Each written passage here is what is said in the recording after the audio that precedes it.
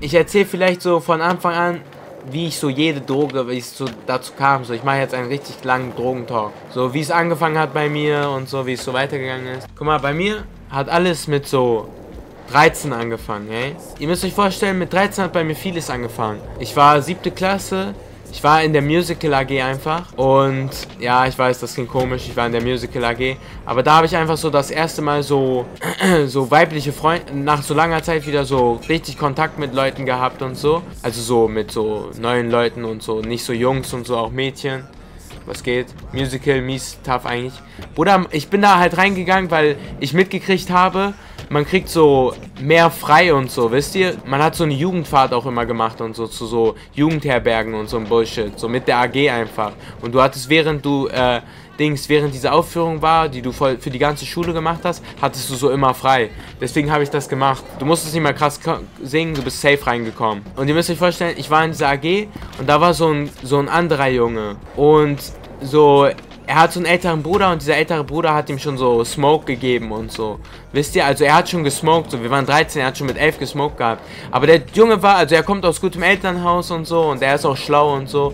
Und eines Tages hat er mich so gefragt, ob ich Bock habe zu kiffen. Eines Tages, er hat so mich gefragt und ich meinte so, ey, warum nicht so?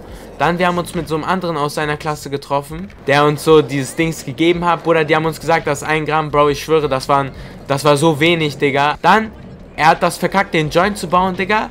Er meinte so, guck mal, wir haben uns dieses Wiz Khalifa Video angeguckt. Und er hat das verkackt, Digga. Dann, der Joint ist auseinandergefallen. Wir haben die Blüten einfach gegessen, weil wir keine andere Möglichkeit hatten, den noch zu bauen. Er hatte nur einen Pape und einen Tipp. Dann, wir haben natürlich nichts gemerkt. 2 Tage später, wir haben nochmal versucht. Dann, ich war nur mit dem anderen aus meinem Dings.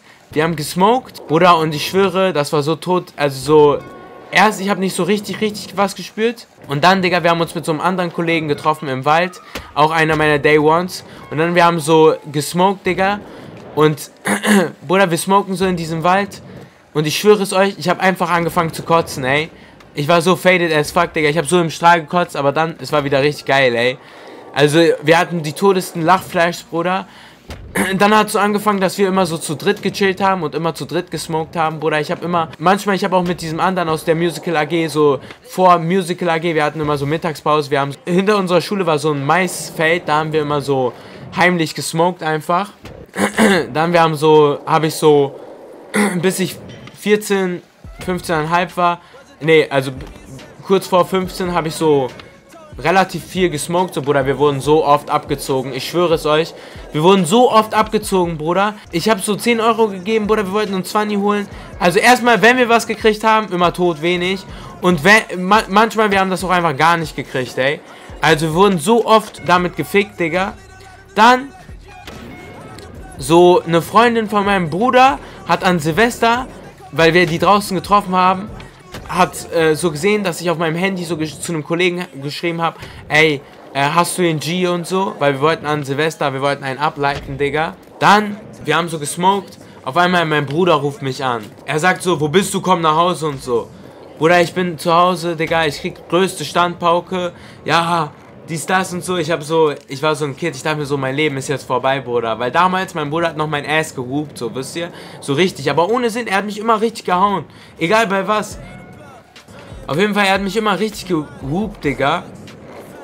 Und dann, er sagt auf einmal, weißt du was, ich werde dich jetzt nicht hauen. Und ich war so, damn, ey. Und dann ich so, darf ich trotzdem raus? Er sagt so, ja, okay, du darfst raus. Dann, ich war trotzdem leer schon draußen, das war sehr, sehr chillig. Dann, irgendwann kam so die Zeit, wo ich viel mehr am Trinken war. Ich habe mich mit diesen Allmanns, ich hatte so einen Kollegen in meiner Klasse, er war so gut mit diesen ganzen Allmanns. Und dann, er war selber Allmann. Und, Bruder, dann, ich habe so angefangen mit diesen Allmanns die ganze Zeit zu saufen und so, immer auf diesen Gartenhauspartys, diese Filme, Bruder. Das war echt verrückt, Digga. So 8., 9., jedes Wochenende auf irgendeiner Hausparty und so, diesen Lifestyle leben. Das war auch Film, ey, Bruder, man hat diese Chayas, Bro, die waren manchmal echt an so einem also, Bruder, ich habe in der Zeit mit so vielen Chayas rumgemacht, Digga. Ich schwöre, ich hatte zu der Zeit echt miese Game, ey. Ich war so, also ich weiß nicht warum, aber zu der Zeit, ich hatte mieseste Game. So, man musste einfach ein bisschen Augenkontakt mit diesen Chayas haben und man konnte direkt mit denen rummachen, ey. Da habe ich auch so ein bisschen so abgenommen schon. Ich war nicht todfresh, aber ich war so mittleres Feld, so. Ich war so, ja, war alt, ey. Du warst kein Hurensohn, wenn du mit mir rumgemacht hast, so. Check dir. Dann, was in der Zeit groß passiert, eigentlich nicht viel, ey. Das war so typisch immer dasselbe mit diesen Alman Chayas, Bruder. Ah, Gott. Dann, ich habe Gymnasium verlassen. Ich bin auf Realschule gekommen. Ich habe angefangen so mit Skaten und so. Ich habe neue Kreis gekriegt und so. Na, ich habe nur noch angefangen zu smoken, ey. Also so richtig viel zu smoken. Mit so 16 und so. Dann, also so Ende 15, Anfang 16. Ich habe so richtig viel gesmoked und so. Und dann hat es auch so angefangen, dass so Leute in meinem Umfeld so härtere Drogen genommen haben. Ich hatte so, der erste Kollege hat so angefangen zu ziehen, so einmal. Und dann, die ersten haben so Teile, weil wir auch mit Älteren gechillt haben, Bruder. Und dann, ich habe so in einer relativ engen Zeit, aber das war immer so richtig, damn, ich nehme jetzt, also ich habe das immer nur so einen Tag gemacht. Und so, gar nicht regelmäßig. Zum Beispiel das erste Mal Ecstasy für mich, alles in RP, war so, ich war mit einem Kollegen in der PlayStation Party und es war so Sommer und wir hatten Sommerferien und der hat so gefragt, ey, was machst du so, weil alle anderen irgendwo anders waren und wir hatten keinen Bock darauf. Und dann, ich meinte so, ich bin zu Hause und so, dies, das, also wollen wir smoken und dann, wir kommen so, ich habe mich so an unseren Spot getroffen, auf einmal, er kommt so mit 2 Teilen und so, er kam so voll verspätet, aber mit 2 Teilen und dem Ort.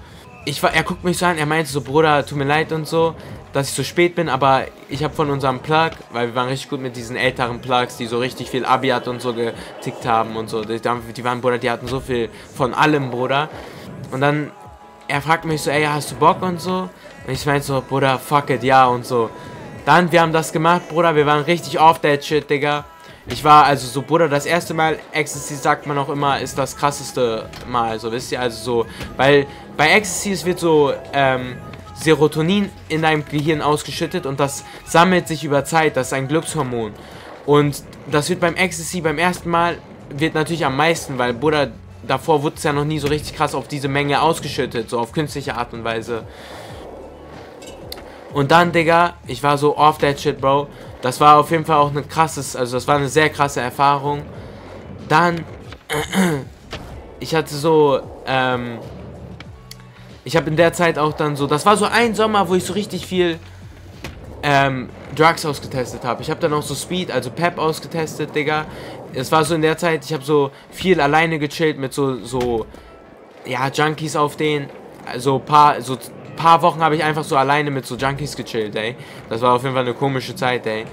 Und ich habe in der Zeit so Pep gezogen und dann mit meinen Kollegen auch noch Pep gezogen. Da haben wir uns so mäßig, in der Zeit hat man sich dann ein bisschen wieder so versöhnt und so. Man hat sich so ausgesprochen das erste Mal so richtig. Das war auch so krass, das war so auch eine meiner ersten Freundschaften, wo man sich so richtig ausgesprochen hat, wisst ihr? So früher, ich weiß nicht, ob ihr das checkt, aber man hat so früher sich nie so mit seinen Freunden so auf Ernsthafte geredet über so seine Gefühle und so solche Sachen und so diese schlimmen Sachen, die einem passiert sind, und da hatte ich das dann so das erste Mal. So auf Pep auch noch, Digga, das war so sehr, sehr krank, ey. Das war auf jeden Fall ein sehr, sehr komischer Trip. Auf jeden Fall, und dann habe ich so, Bruder, ich habe so Pep, Bruder, kann ich euch, also so, ich kann euch nichts davon empfehlen, aber am meisten solltet ihr euch vom Pep, also Speed, fernhalten, Bruder. Der Scheiß ist so eklig, Digga. Also das ist wirklich, also das ist auch einfach chemischer Abfall. Also das ist einfach purer chemischer Abfall. Und, das will man sich nicht geben, ey. Du bist die ganze Zeit wach, dir ist warm und kalt gleichzeitig. Du bist einfach so in einem komischen Zustand. Das willst du nicht erleben, ey. Haltet euch von so einer Scheiße fern. Achso, das hat mich geritten, Bruder. Ich wollte einfach rumprobieren, ey. Ich habe solche Sachen auch nicht immer aktiv gemacht. So, ich wollte es einfach ausprobieren. Es ging mir einfach nur ums gemacht zu haben. Dann, ich habe auch in der Zeit so mit 16, Bruder, das war ein verrückter Tag, ey. Das war auch ein sehr, sehr traumatischer Tag. Ich war 16, Bruder, und so ein Kollege hatte damals Geburtstag. Er wurde 15. Und ich habe ja erzählt, ich war mit so richtig verrückten Plugs, die so richtig alles hatten. Gut, ne? Und ich war beim Skaterpark mit diesem einen Kollegen und es ging irgendwie nichts. So, wir hatten frei wegen Corona und aber die anderen konnten abends nicht. Dann, wir sind so, er meinte so zu mir, ey, diese Plugs meinten, er soll zu denen und so, weil er hat ja Geburtstag und so mit denen chillen. Und er hat mich dann gefragt, ob ich mitkommen will.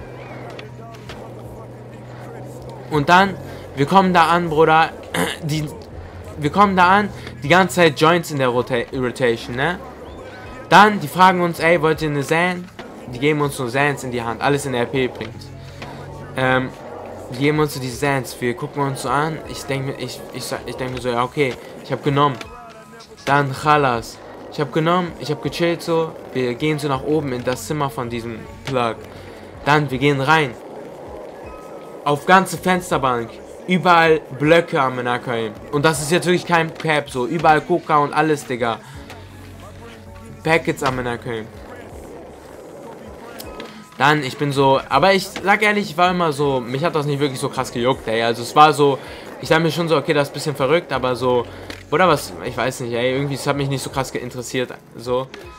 Und, dann war der Plug selber Junkie, Bruder, es wird noch verrückter. Dann, die waren da unten, Bruder, die waren da in dem Zimmer, Bruder, die machen so die Asche die ganze Zeit in so eine Crackpfeife, wisst ihr? Dann, die machen so mit Natrium und so, dieses Crack kochen, dieses Coca kochen, Digga. Und dann wir fragen so, was macht ihr so? Die erzählen uns so diese chemischen, die erzählen uns das so auf so chemischer Ebene. Die sagen so, das Natron im Backpulver, Dings löst die ganzen Substanzen, die ganzen Restsubstanzen vom Coca auf und am Ende hast du den und den Wirkstoff. Und dann sagt er uns, und auf Straße wird sich das Crack genannt. Und dann zieht er das so, Bruder. Und er so, und spuckt so auf den Boden, Digga. Und ich bin so, shit, Digga, what the fuck? Und dann, wir sehen so Coca auf diesen Dings, die fragen, dann die sagen so, ey, wenn ihr wollt, wir haben da auf dem Dings, da war so das Pulver auf der Dings, auf der Fensterbank, die meinen so, ey, ihr könnt euch ruhig Nasen legen, wie ihr wollt. Alles in RP. Und die sagen dann, und ich gucke so meinen Kollegen an, und mein Kollege hatte schon mal gezogen. Und ich sag so, ja, warum nicht? Also, so, wir gucken uns so kurz an und wir sind so, ja. Und dann wir haben so gezogen. Dann, irgendwann, die sagen uns so, die ziehen, rauchen. Übrigens, während das alles passiert, die ganze Zeit Joints in der, Rotation. Also wirklich dicke, fette Joints, pure. Dann, wir ziehen so. Dann, die fragen, wollt ihr auch so rauchen und so? Und wir, also so, diese Crack. Und wir waren so, shit. Wir wissen nicht und so, wir gucken uns so an. Wir haben dann so gesagt, ey, wenn wir Scheiße bauen und so, wenn wir so zu lange da dran sind und so und es zu weit treiben, dann stopp uns. Und dann, er meint so, ja, okay. Dann, wir haben angefangen Crack zu rauchen. Fuck no, baby! Ja, mein Bruder weiß das. Er meinte, voll Idiot, aber was soll er jetzt machen so auf den? Wenigstens bin ich kein Junkie geworden. Dann, ihr müsst euch vorstellen, wir rauchen so die ganze Zeit, Bruder, und ich schwöre, das ist jetzt krank, aber ich war direkt addicted, ey, zu dem Shit. War einfach so, als ob dir so ein Zug durch den Kopf fährt. Und ich habe es gar nicht richtig gemerkt, dass ich addicted war, Bruder. Ich war die ganze Zeit so, irgendwie will ich nochmal. Bruder, bevor ich es bemerkt habe. Und ihr müsst euch vorstellen, dann irgendwann, Bruder, wir waren so unten wieder in der Küche. Auf einmal, wir hören so ein Geräusch. Alle sind natürlich voll drauf, Digga. Einer nimmt so Axt, einer nimmt so Feuerlöscher, diese Dings. Einer nimmt so Messer. Wir denken so, irgendwer ist reingekommen und so. Aber war keiner irgendwie. Also das war nur so ein Tier oder so. Wir wissen nicht genau. Und dann, wir haben so weiter unser Business gemeint. Irgendwann, es war so 9 Uhr, Bruder. Wir waren so die ganze Zeit immer noch so, ey, wir wollen noch mehr und so. Dann, diese Junkies, die sagen uns, ey, wir sind noch am Anfang und so. Ich war wirklich down, noch einen ganzen Tag mit meinem Kollegen da zu chillen, hey. Und das Ding ist, die haben uns das ja alles auf Nacken gegeben. Aber dann meinten die irgendwann, ey, ihr schluckt zu viel, so, wisst ihr? Ja, das geht viel. Und dann, die sagen uns, ey, wisst ihr noch, als ihr gesagt habt, dass ihr sollt chillen. Und Bruder, ich schwöre, in dem Moment, ich und mein Kollege, wir haben uns so gegenseitig angeguckt. Und wir waren so, Bruder, was machen wir hier? Es ist 9 Uhr, meine Mutter und so, die vermisst mich. Das. Wir waren so, das hat uns auf einmal so wieder auf den Boden geholt, Bruder. Und wir sind beide direkt nach Hause und wir wollten das danach nie wieder machen, ey. Also wir waren echt so finished mit diesem Shit. Also, Bruder, danach, ich habe auch schon so gesehen, wie Leute das vor mir genommen haben und so, Bruder. Ich war echt so, fuck no, ey. Ich finde das, ja, 9 Uhr morgen, Bruder. Also wir haben wirklich bis 9 Uhr durchgecrackt, Digga. Ich sag euch auch ehrlich, wenn es eine Tür gibt zum so Junkie-Dasein, Bruder, ich habe in diese Tür reingeguckt, Bruder, und dicke, fette, Bruder, ich habe da kurz in dieser Tür getanzt am Können, bevor ich rausgegangen bin. Also es war wirklich sehr, sehr verrückter Abend, ey. Das war auch so einer der krassesten Trips, die ich, also so Tage, die ich hatte. Ich hatte an dem Tag so viele Sachen zum ersten Mal ausprobiert. Und dann, Leute, wurde ich irgendwann so 17 und so. Und mit 17, ich habe viel gesmoked, Digga. Aber ich habe und viel getrunken. Das war die Zeit, wo ich so jedes Wochenende getrunken und gesmoked habe, jeden Tag, Bruder. Ich habe wie ein Pirat gelebt, Bruder. Ohne Spaß. Und ich habe jeden Tag geskatet. Ich sag, mein Lifestyle war echt verrückt, ey. Mit so 17. Bruder, ich habe jeden Tag geskatet und jeden Tag so gekifft und so Wochenends immer getrunken und so. Mit diese Crack und so, ich war 16. Und ich habe einfach so das war verrückter Lifestyle, ey. So einerseits, ich war voll gesund, weil ich so viel Sport gemacht habe und so Dings. Andererseits, ich habe auch geraucht, Bruder, ich habe alles so Dings. Bruder, das Ding ist, ihr müsst euch vorstellen, das Ding ist, ich habe ja so früh angefangen mit so 15 und so immer spät raus zu sein, wegen diesem Trinken und so mit diesen Almans. Meine Mom hat das nicht so krass gejuckt irgendwann. Also klar, sie hat mich immer gefragt, wo warst du morgens? Und dann musste ich mir irgendeine Ausrede überlegen. Oder wo warst du abends und so? Warum bist du so spät, wann bist du nach Hause gekommen und so, dies, das. Ich sag ehrlich, ich war ein bisschen so ein Rebell. What the fuck, was hat mein Charakter gemacht, Digga? Bist du dümmer geworden? Ich weiß es nicht, das ist das Problem. So, das ist ja die jetzige, also ich weiß nicht, ob ich ohne alles safe, ich wäre schlauer gewesen. Also so muss ja eigentlich, oder? Weil das Ding ist, ich bin ja nicht so ein Hänger, wisst ihr, das ist das Ding. Deswegen sage ich immer, ich habe sehr viel Glück, so, dass ich noch so relativ normal bin und alles. Dafür, dass ich alles gemacht habe. Nein, du hast immer dumm, no hate. Oder was für immer dumm, was laberst du? Ich habe das ja nicht gemacht, also so, Bruder, das Ding ist, wenn du 13 bist, du bist naiv, so.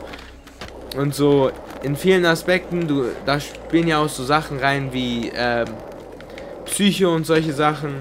Mit 17, Bruder, ich habe wirklich verrückten Lifestyle, Bruder, ich hatte so, ihr müsst euch vorstellen, mit 17, ich hatte so 2 Chayas immer so.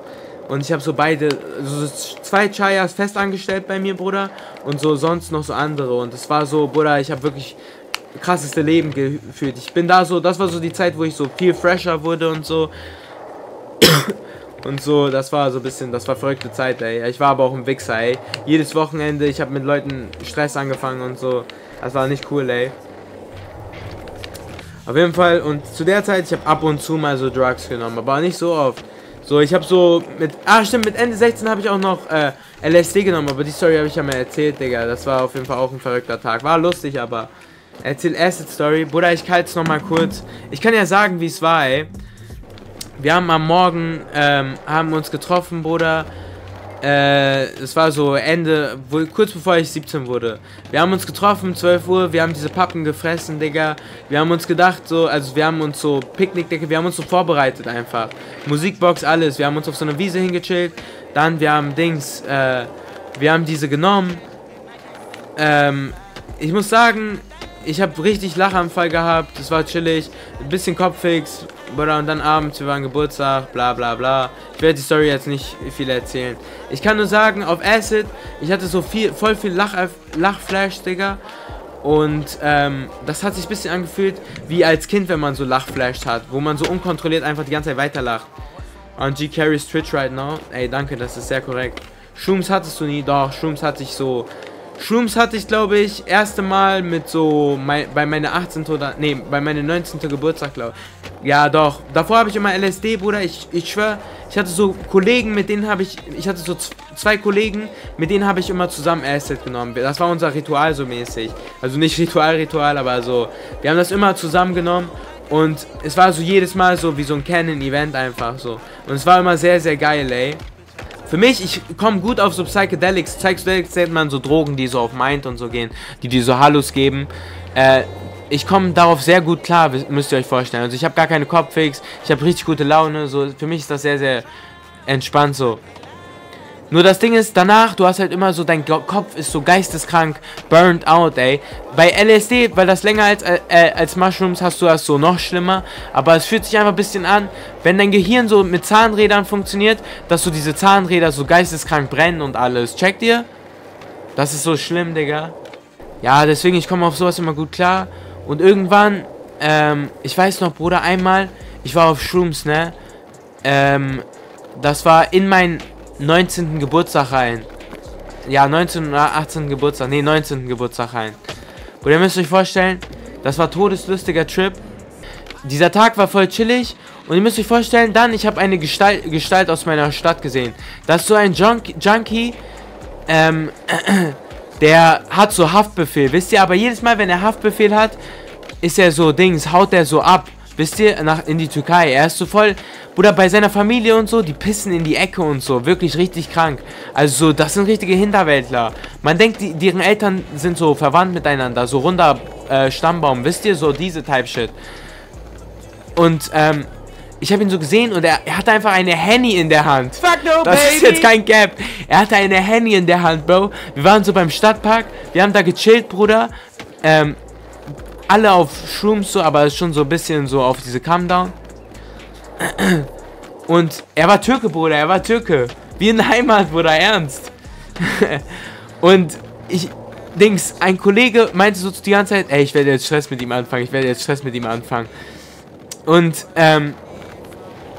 dann, er hat so die ganze Zeit versucht, ihn zu provozieren, aber dieser Junk, er war so zu also er ist nicht drauf eingegangen. Und ich meinte dann so zu einem Kollegen, Bruder, wieso, so, was soll er machen? Er kann nicht mal Polizei holen. Also ich könnte ihm jetzt eine Bombe geben und er könnte nichts machen, weil er keine Polizei holen kann. Er hat Haftbefehl. Und so, wisst ihr? Und dann meinte ich zum Kollegen, ey, mach Kamera auf mich so. Ich werde das Video nicht zeigen, weil man sieht meine Kollegen und so. Oder meine alten Kollegen da. Deswegen, ich lasse mich so filmen. Ich bin so zu ihm gegangen. Ihr müsst euch vorstellen, hinter ihm war so eine Bank, ne? Und ich ziehe ihm so einen Haken, Digga. Er knallt hinter die Bank, Bruder. Er ist da so, Berat, warum haust du mich und so? Und dann, ich weiß nicht mehr, was ich gesagt habe, Bruder. Ich habe irgendeine Scheiße gelabert, Bruder. Irgendein Bullshit. Ich meinte so, verpiss dich jetzt und so, dies, das. Verpiss dich. Und dann, er hat sich so verpisst, Digga. Und dann, er hat mir noch später so, Sprachmemos geschickt. Er so, Berat Abi, und er ist älter als ich, ne? Ich habe gesagt, er soll mich Abi nennen und so. Ich habe gesagt, entschuldige ich bei dem und dem, obwohl er gar keinen Stress mit denen hatte. Er hat so Auto gemacht, tut mir leid, Berat Abi und so. Nein, ich werde das Video nicht schicken, Digga. Das ist, weil ich will nichts mit diesen Leuten zu tun haben. Und wenn, weißt du, ich kann die Story erzählen, aber wenn ich so Video und so, Bruder, dann, die sind auf meinen Dick und so, wisst ihr, ich habe keinen Bock darauf. Ehrenlos. Das war auch tot uncool von mir. Wofür mache ich das? Wofür habe ich das gemacht? Tot uncool, tot unnötig. Warum habe ich ihn überhaupt gehauen? Das ist eine verrückte Story. Also, Bruder, ich habe ihn einfach auf Shrooms gehauen. Warum mache ich sowas? Ich schwöre, Digga. Was dachte ich mir dabei? Danach, als ich so Kontakt mit diesen Leuten abgebrochen habe und so, habe ich ganz selten mal... ich hatte mit 18, als ich rausgeschmissen wurde, hatte ich noch so eine Phase, Bruder, wo ich so jedes Wochenende so Teile geschmissen habe und so, gezogen habe und so. Also ich habe jedes Wochenende irgendeine harte Droge genommen, Bruder. Das war auch die Zeit, wo ich Kassierer war und immer so unter der Kasse Kippen und so abgefuckt habe und so ein Scheiß, ey. Und mein Geld habe ich für so ein Bullshit wie Drogen ausgegeben, Bruder. Das war kein guter Lifestyle, ey. Das ging dann so ein paar Wochen, Bruder. Das war voll vercrackt, Digga. Gibt es das Spiel für PC? Ja, ist kostenlos. Und dann, aber ich bin davon abgehoppt, ey, als ich wieder so mich gerafft habe und so. Und dann, ich habe so ganz selten mal Drogen genommen. Aber jetzt bin ich mittlerweile clean, ey. Also manchmal smoke ich noch und sonst nichts mehr. Geht's dir jetzt besser? Teile Calm Down mies, Bruder. Teile Calm Down. Ich habe auch den größten Hass auf Teile, ey. Ich finde das mit ekligste Droge überhaupt, Bruder. Auch jeder, der mir sagt, der das genießt, Bruder. Guck mal, das ist falsch einfach. Das sind falsche Glückshormone, wie die Leute sich benehmen, Digga. Eklig, Digga. Ey, das ist einfach falsch. Falsch.